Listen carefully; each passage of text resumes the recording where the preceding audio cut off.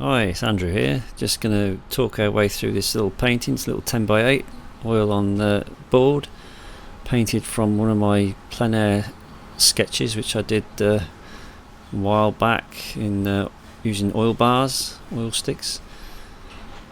Oh, there goes one of my brushes. This is me just laying on a bit of colour, messing around, having a bit of fun, get things started. Mixing up a few sort of dirty greys just to lay into the sky. That's where I like to start with the sky, create a bit of atmosphere. And I like to lay the paint on fairly dry, in the sense I'm not adding any medium generally at this stage. Just lay it on as it comes out of the tube. Use a fairly flat or a filbert shaped brush, just pushing the paint around, having a bit of fun.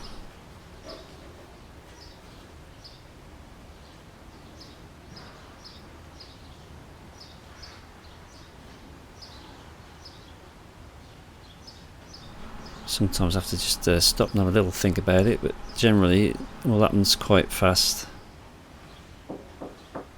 Oh, there's somebody at the door.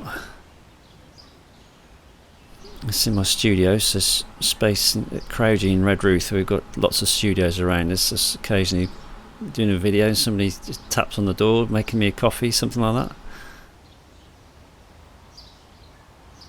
Yeah, we're just adding a few of the darks into these clouds now.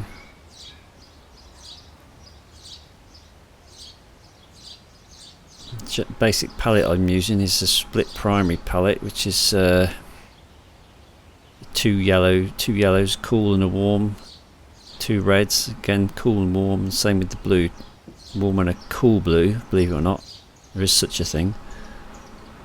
And so what I tend to use is a Ultramarine blue and a Cobalt blue. Sometimes I've got Cerulean there as well. I've got a Cadmium red and a Alizarin Crimson or a magenta, and I like to use a lemon yellow.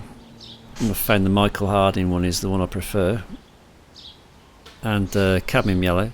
Also add in a yellow ochre. I've got an Indian red I use sometimes, burnt umber, titanium white or a zinc white for mixing.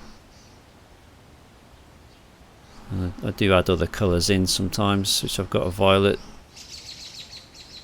and occasionally some pre-mixed greens, especially if I'm painting outdoors. I want something a bit quicker that's ready made, but generally I like to work from those basic colours. And usually when you're painting outdoors, or well, indoors Alla Prima like this as well, you limit your palette. It's you tend to find the colours you want quite easily again. So if you're squeezing 20 or 30 paints out, it's quite hard to remember how you made some colours. If you've got more of a limited palette, you've got more of a chance of remixing those colours again.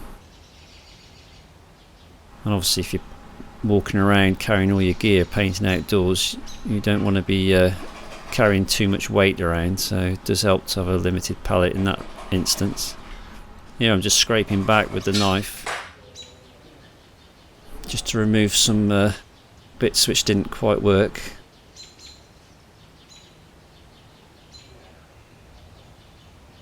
Paint a little bit thicker to build up some waves in the foreground as they're coming forward over the wet beach. I like to roll the brush on with the paint there.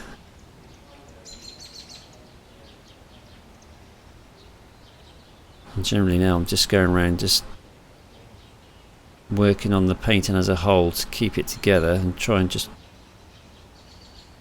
build it up fairly slowly at this stage. But it's all done in one session, one fairly short session. Anyway, that's it, it's come to the end already. And I hope you enjoyed it. Any questions, just fire away and I'll do my best to answer. Bye for now.